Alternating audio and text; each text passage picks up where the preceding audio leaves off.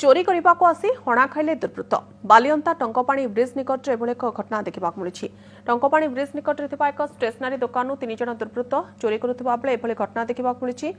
दुकान लगी सीसीटीवी समस्त दृश्य रेकर्ड होती। 3 जन चोर एक बाइक रे आसी दुकान ताला भांगी भितर पशिले 8,000 टंका और किसी रूपा अलंकार चोरी कर चोर। यह समय दुकान लगी साइरन बाजिला पाखे एक क्याबिन शोता दुकानी जनक जापर दुकान चोर पशिंट।